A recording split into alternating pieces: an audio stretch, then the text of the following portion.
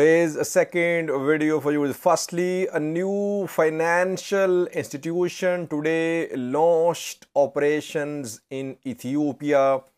Its name is Amhara Bank. Who are the shareholders in this new financial institutions? Are the shareholders from Amhara region? A second news story is about Jawar Mohammed, the vice chairman of Oromo Federalist Congress, who has arrived in Minneapolis, and he was very warmly welcomed not only by Oromo diaspora but US senators as well in Minnesota. We have a clip for you. Thirdly, Jaal Marroo, OLA commander, Oromo Liberation Army commander, has been seen leading his fighters on front lines. Fourthly, Somali region of Ethiopia affected by an ongoing drought. World Food Programme Executive Director was in Ethiopia and he visited Somali region. WFP is working on a project in Somali region to dig half moons. What are these half moons? What is this project about in Somali region? And lastly, viewers, we have comparison of aid distribution in Afar and Tigray regions. When we say that humanitarian crisis in Tigray is worsening, it's because of figures, numbers which are being shared by UNOCHA and other independent institutions. We will try to compare round 3 aid distribution in Afar and Tigray. Firstly, viewers, first news story is about a new Ethiopian financial institution. Its name is Amhara Bank. Amhara Bank today launched its operations. The bank has started its operations with a very large capital, around 6.5 billion Ethiopian birrs is the starting capital with which this bank has launched its operations across Ethiopia. Right now, the bank has 72 branches. Now, its shareholders, from which region are they? Are they from Amhara? Because its name is Amhara Bank. Are they from Amhara, Oromia, Addis Ababa, other regions of Ethiopia? According to bank officials, 50% of the shareholders are from Addis Ababa, Ethiopian capital. 20% are from the Amhara region and 30% are from other regions. 2 days ago, Ethiopian Central Bank issued a statement. It said that ethnicity and religion should have nothing to do with banking operations. And if any bank is found involved in discrimination on the basis of ethnicity or religion, action will be taken against the bank. People are criticizing, they are saying that name of the bank is Amhara Bank. It has been named after an ethnic group.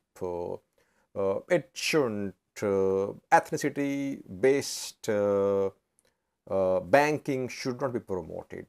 But the bank authorities say that their shareholders are from across Ethiopia and the bank will provide services to all ethnic groups, and ethnicity, religion have nothing to do with banking operations. The bank today launched its operations officially in Ethiopia.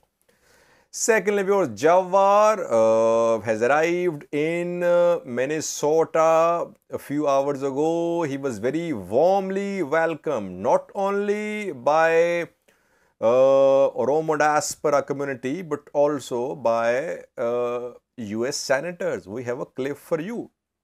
Minnesota is Little Oromia. And in coming hours, Jawar and Bakle Garba will be hosted by Oromo diaspora community in Minnesota. Their very interactive session, question answer session is expected, like we saw in UK, France, the Netherlands, and Germany when Jawar visited Europe a few days ago. Today's session is very important because here both Jawar and Bakle Garba will face very tough questions, but they have huge support here as well in Minnesota. And Jawar launched Oromia Media Network in 2014 from Minnesota. OMN has its headquarters in Minnesota. Let's see, in coming hours, we'll update you about the diaspora event hosting Jawar and Bakle Garba. Watch a video showing US senators from Minnesota welcoming Jawar. Do what they want to do in a free, God-living country, and this is America, and we need to remember that. So welcome home, Jawar. Welcome home. Okay. I just want to thank everybody for letting me be a part of this journey. I agree with what Senator Hoffman said. My name is Carrie Dietzig. I'm the state senator for the Cedar Riverside area. We are so excited and so happy that Jawar is home. It has been a pleasure and an honor to work with everybody here because the community stuck together and the community worked really hard, and we are here to support the community, and we want to make sure that everybody comes home. Thank you.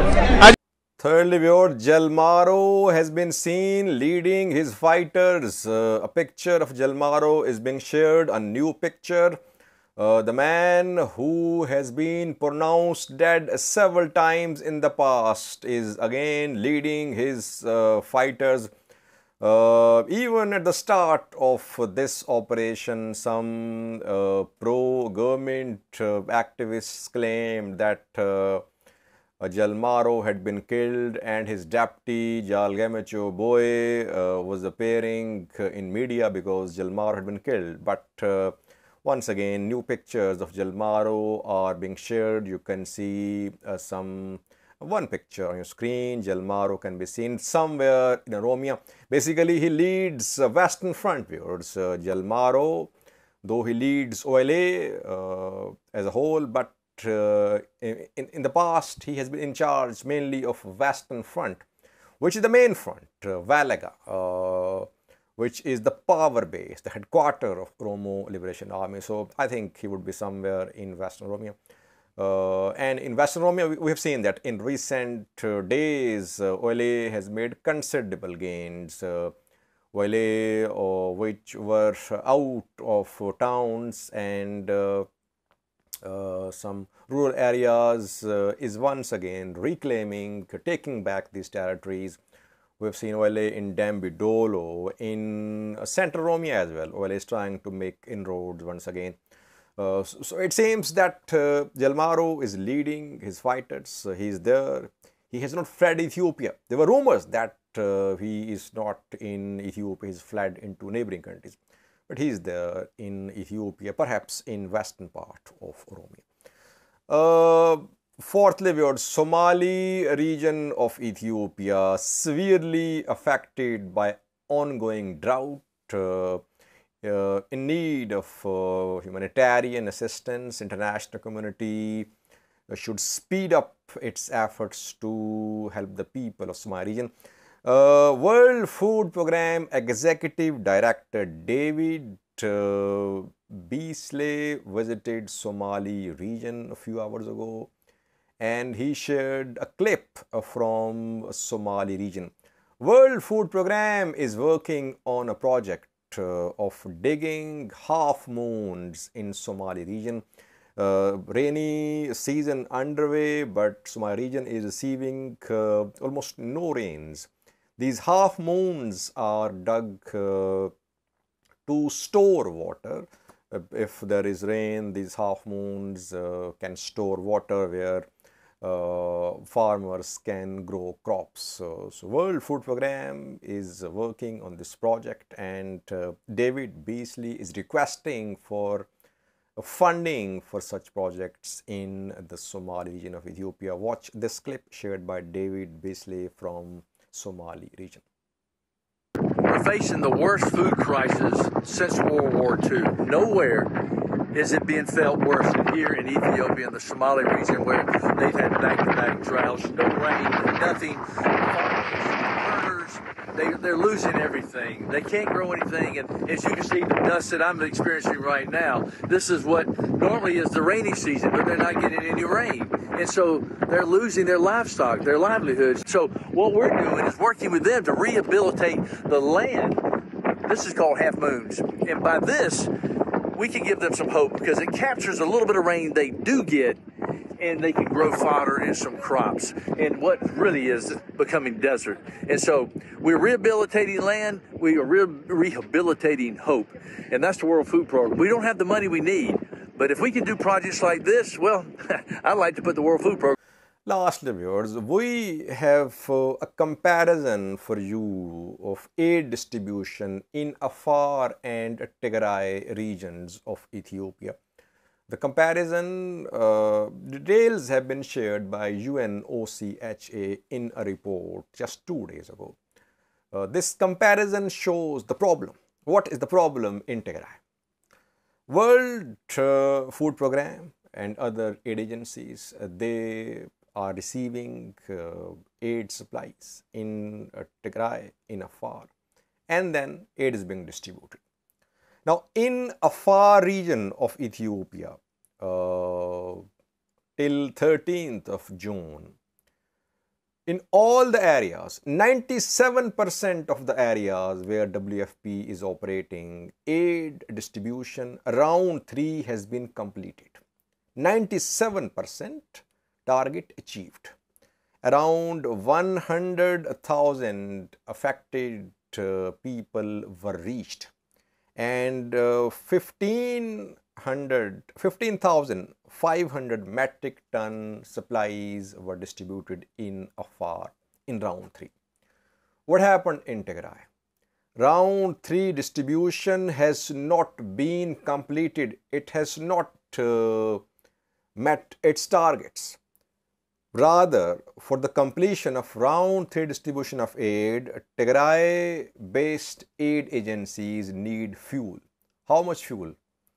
240,000 liters of fuel needed in Tigray, not by Tigray government, but WFP, other aid agencies. If there is no fuel arrival in Tigray, there will be no aid distribution. So, not only is sufficient aid being denied to Tigray, but fuel supplies are also being restricted. So, if there is no fuel in Tigray, you cannot distribute aid to far off areas, areas close to Eritrean border, close to Afar border as well. You can only distribute aid in Mekelle, in areas close to Mekelle. One of the main problems is lack of fuel, lack of shortage of fuel in Tigray.